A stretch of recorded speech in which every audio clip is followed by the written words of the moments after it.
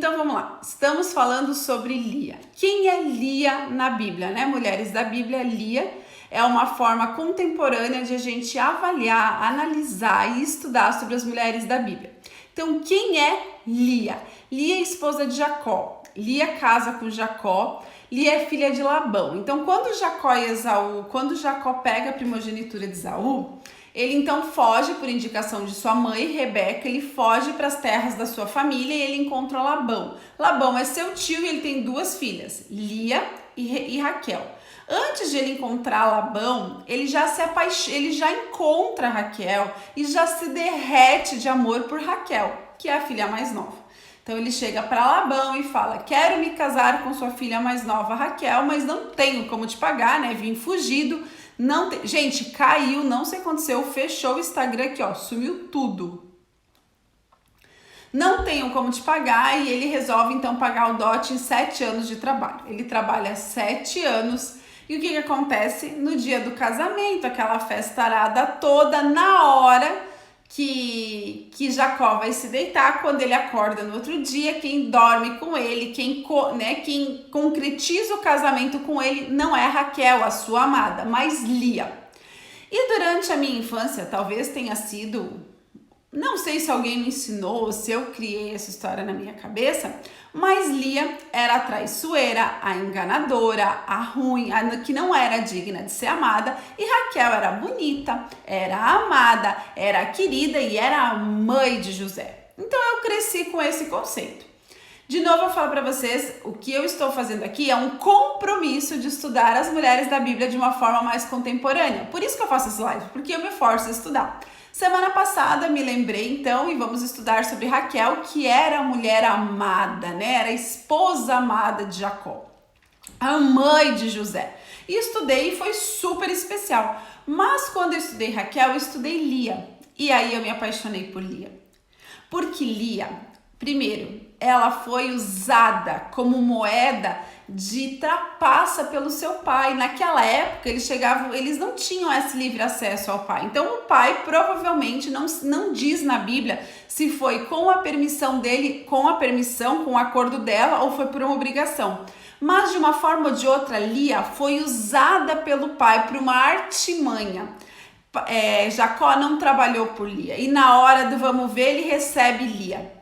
Então imagina, tu foi lá, né, nós somos mulheres, foi entregue no casamento por enganação, quando teu marido acorda, ele olha e fala: mas eu não casei com você, eu casei com Raquel, como é que você tá aqui, o que aconteceu? Ela já era mais velha, ela já era feia, ainda ela vai se deitar com um homem e acontece isso. Então vamos se colocar no lugar de Lia, né?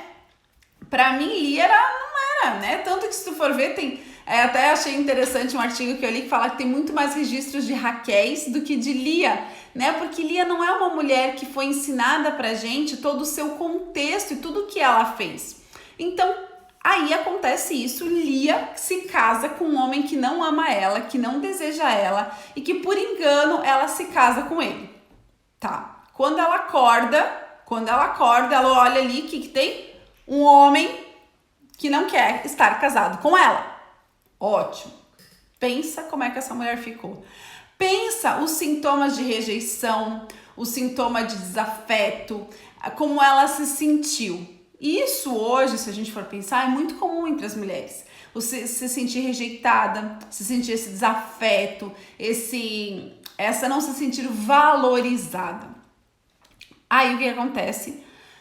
Jacó vai reclamar para Labão: mas eu não casei por Raquel, não casei por Lia, eu trabalhei por Raquel, tu me enganou. Pensa o teu marido brigando com o teu pai porque não queria ter casado contigo. Pensa como é que Raquel se sentiu, Lia se sentiu. Aí ok, aí o teu pai fala assim: então tá bom, daqui uma semana eu te entrego Raquel e tu trabalha mais 7 anos. Então ela casou. E dali uma semana, a irmã dela, que é a amada do seu marido, casa com ele também. Então, em uma semana, ela saiu de casada para dividir o marido com a irmã. Gente, eu fico pensando, não é alguém que não conhece. Eu não tenho irmã mulher, né? Mas não é alguém que você não conhece, é alguém da tua intimidade, alguém da tua casa. Vocês vão dividir o mesmo marido, sendo que ela é a bonita e a amada. Eu não imagino o sentimento de Lia. Eu não consigo imaginar como Lia vivia. Oi, Pedro. Eu não consigo imaginar como Lia vivia. Não consigo. Mas eu queria te dizer que Lia significa fraca, impaciente. Ela não era bonita e ela era a filha mais velha. Teoricamente, a que deveria casar primeiro. Então pensa como é que vivia Lia nesse contexto todo. Como é que era a vida de Lia nesse contexto todo. E seu pai, Labão, que foi quem foi usado para enganar, ele tinha uma postura materialista, ou seja, ele era muito dinheirista, ele tinha uma postura muito imprudente e ele tinha uma postura idólatra. Né? Se a gente for lá, quando a gente falou de Raquel, Raquel rouba ídolos da casa de Labão. Né? Se a gente for ver Labão, várias vezes Labão tem problema com dinheiro, né? Com essa confusão de dinheiro. Várias vezes ele renegocia com Jacó o salário, porque tudo que Jacó toca é abençoado e ele não concorda. Então, vários traços não tinha. Então, Labão engana Jacó usando a sua filha mais velha. Eu já fico pensando como filha, fico pensando como esposa, como é que Lia se sentia. E eu fiquei até com remorso, digamos assim, porque para mim Lia era a errada da história. E quando eu comecei a olhar pelo olhar de Lia, como eu me sentiria se eu fosse Lia, me deu por Lia uma compaixão. E ao mesmo tempo eu olhei e penso que tem muitas mulheres hoje que vivem com o coração como de Lia. Muitas vezes enganada, muitas vezes rejeitada, muitas vezes dividem o marido e muitas vezes não tem como sair disso, né? Apesar de não ser legal, mas não tem como sair disso ou não tem coragem de sair disso. Eu fiquei me colocando em várias pessoas que têm esse contexto. Né, várias mulheres que estão aqui que muitas vezes não tem nem coragem de contar que vivem a dor de Lia, a dor da rejeição, a dor de ser enganada, né, de ser usada como moeda, né? Então assim, agora tem uma coisa que é bem interessante que eu fiquei pensando. A gente sabe que a Bíblia, a única pessoa perfeita que existe na Bíblia é Jesus. Todos os outros são histórias de pessoas comuns. Né? São histórias de pecadores que nem eu e você. E eu fiquei pensando, posso estar viajando aqui, mas se Jacó não tivesse casado com Raquel, se Jacó tivesse entendido que, ok, Deus me deu Lia e tudo bem, né? Como teria sido a vida deles? Né? E o que talvez na história mudou, porque talvez Jacó optou por ter as duas esposas, né? Então, Raquel e Lia têm histórias comuns, as duas têm histórias comuns, histórias marcadas pela tristeza, pelo perigo, pela ameaça, por sintomas, por sentimentos ruins, por dores emocionais muito profundas e principalmente permeadas pelo nosso pecado, né? A gente viu a semana passada que Raquel ela era mimada, que Raquel era egoísta, que Raquel tinha vários pecados intrínsecos e Lia também tinha, né? Lia também tinha os seus pecados. Lia enganou, Lia ajudou a colaborou numa mentira. Então, seja por opção ou não, mas ela participou de uma mentira, de uma farsa. E daí ela entra num relacionamento sem ser amada, de rejeição, onde ela vive uma comparação e uma competição constante com a sua irmã Raquel, né? E aí ela tem um esposo, ela é casada, ela é mãe de vários filhos, que Raquel não dá filhos a Jacó, mas quem dá filhos a Jacó é Lia. A Raquel chora, tanto que semana passada a gente falou, né, que Raquel tinha um amor de Jacó, mas ela queria filhos. E Deus olhava para Lia, Deus sabia do sofrimento de Lia, Deus sabia do coração de Lia. Gente, Lia podia chorar, ela era esquecida, ela era isolada, né? Ela foi usada como moeda de troca pelo pai, não era amada pelo marido, entrou numa competição. Vocês imaginam a solidão que essa mulher vive? E quantas mulheres hoje vivem uma solidão que não tem voz, uma solidão que não tem voz, um desafeto que não tem voz, uma rejeição que não tem voz, né? Então eu fiquei pensando nisso, eu pensei que talvez a história de Lia seja a história de muitas mulheres hoje. E eu queria te encorajar, se talvez a história de Lia bata com a sua, vamos nos agir como Lia, né? E eu queria contar para você o que Lia fez. Lia então tem o primeiro filho e ela acha que ela vai conquistar o coração de Jacó com o primeiro filho. Ela tem o segundo filho e ela acha que ela vai impressionar Jacó. Então ela vive para conquistar o amor de Jacó. E ela tem o terceiro filho e os nomes dos filhos dela são sempre um apelo para ser amada por Jacó. Mas no quarto filho dela, ela para com isso. E o quarto filho dela, que é Judá, ela diz assim: eu louvarei ao meu Senhor. Então, no quarto filho, ela reconhece que não é por Jacó, mas é pela graça do Senhor que ela tem filhos, né? É para que ela louve e adore ao Senhor, porque o Senhor tem derramado sobre ela a fertilidade, mesmo em meio a tanta dor. Então, ela tira o foco de Jacó e ela coloca o foco, então, em Deus. E daí de Judá, vem a tribo de Judá, que é a tribo que vem a descendência de Davi, consequentemente de Jesus. Então Lia, essa mulher que por muitos e muitos anos, né, eu carreguei como uma mulher má, ela simplesmente é a mãe da tribo, né? Ela é a mãe do povo que deu origem a Jesus. Então ela tem um papel importantíssimo nessa história. Ela é casada com Jacó e ela passa por tudo isso. Raquel morre quando Benjamim nasce, né? A gente viu isso semana passada, e ela permanece fiel. E no final da sua vida, Jacó pede para ser enterrado junto de Lia e não junto de Raquel, porque provavelmente eles conquistam o respeito.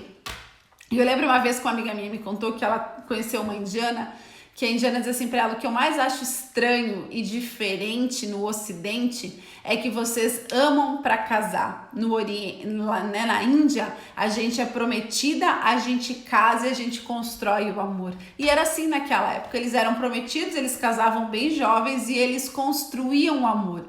Então, por mais que Jacó não amasse Lia, era cultural eles construírem esse amor. Não normal ele se casar por amor, que nem ele fez com Raquel. Não era natural para aquela época ele casar por amor, mas ele se manteve firme e Lia então foi conquistando a admiração, o respeito de Jacó, né? Então Lia é a mãe de Judá, que é a nação que deu origem a Jesus Cristo. E ela, então, ela se mantém fiel a Deus, né? Ela se mantém em Judá. No quarto filho, ela reconhece que não é sobre Jacó, mas é sobre o Deus que ela serve. E lembra que Raquel era idólatra, né? Raquel teve problema de idolatria, de mentira. E Lia, então, derrama o seu coração. A gente não sabe ao certo o que aconteceu. Se fala muito pouco da personalidade, do que Lia era. Não tem muito, mas a gente pode juntar os fatos da história de Lia. E eu quero te dizer o que a gente pode aprender. Eu juntei algumas ideias para a gente aprender com a vida de Lia. Lia foi feita fértil por Deus. Então, muitas vezes, é o que a gente falou sobre Raquel semana passada também, a gente fica querendo tudo e a gente não olha o que Deus tem nos dado.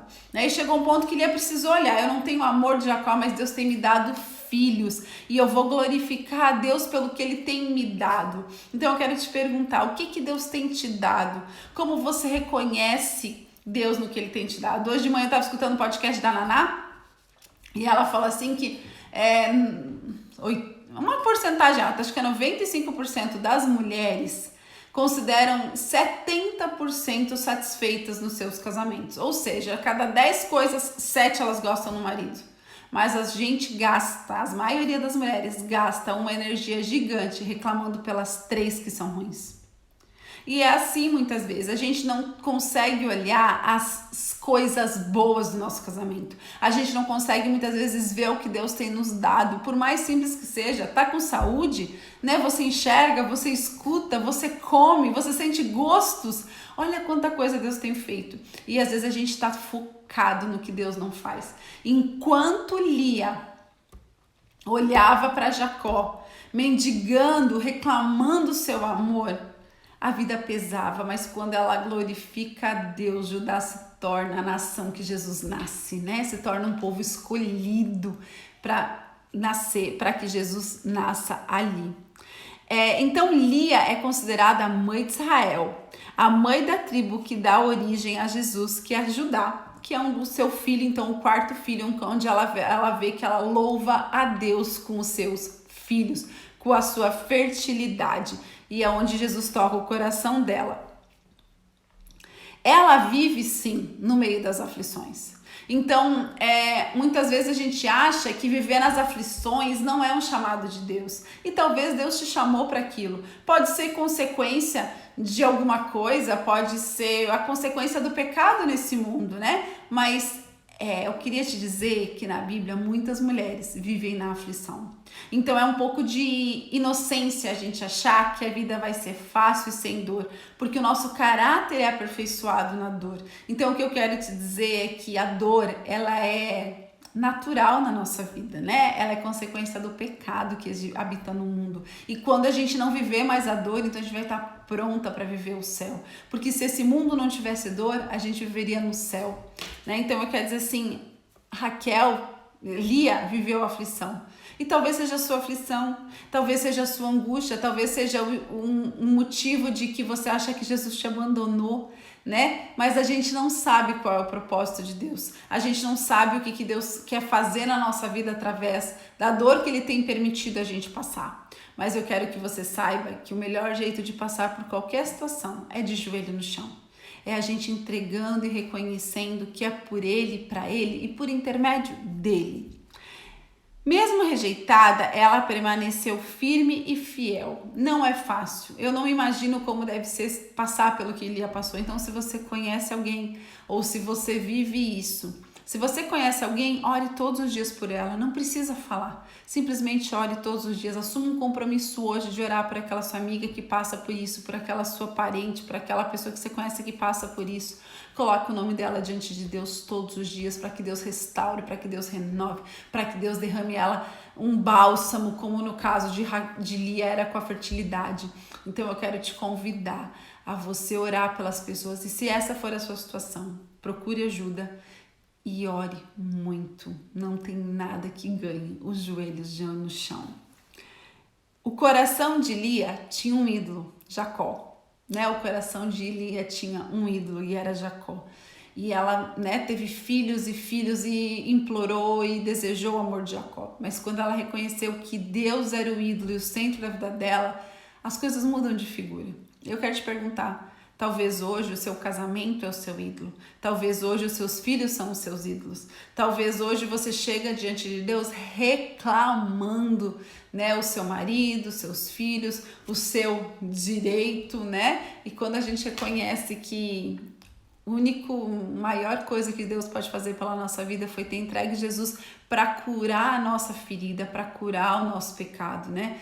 E entender que todo o resto é graça. A gente clamar pela graça do Pai, de Ele trazer o nosso marido, de Ele levar no coração do nosso marido derramado diante da sua graça. E isso é joelho no chão, não é palavras soltas. Então eu quero te perguntar, que Deus sonde os nossos corações e nos mostre os ídolos que nós temos. Talvez pode ser a sua carreira, o seu trabalho, né? Talvez pode ser o seu tempo livre, talvez você está pirando com os filhos em casa porque você tem um desejo ardente de tempo livre. Isso pode ser um ídolo na sua vida. Quando o tempo livre é mais importante do que gerar, do que organizar, do que cuidar dos nossos filhos, a gente será que está fazendo a nossa vocação com excelência? Ou será que o nosso ídolo não tem sido o nosso tempo? E por último, mas não menos importante, como a gente tem reagido ao que Deus tem feito na nossa vida. Lia se permaneceu firme, se permaneceu fiel, chorou sem que ninguém visse, enfrentou a solidão, mas no final da vida foi enterrada com o seu marido. Né? O seu marido escolheu estar com ela, enterrado junto com ela. Ou seja, a cumplicidade prevaleceu. E talvez você tá aí, né? Quem tá no grupo do Telegram, eu gravei um conteúdo muito legal sobre amor no casamento. Talvez você tá aí, né, em dúvida do seu marido, em dúvida com amor. E eu só queria te dizer que Deus quer o seu amor pelo seu marido. Né? E como Lia amou, mesmo não sendo amada. Lia permaneceu, mesmo não sendo o objeto do amor, mesmo não sendo a preferida, né? Mas ela ficou firme e fiel.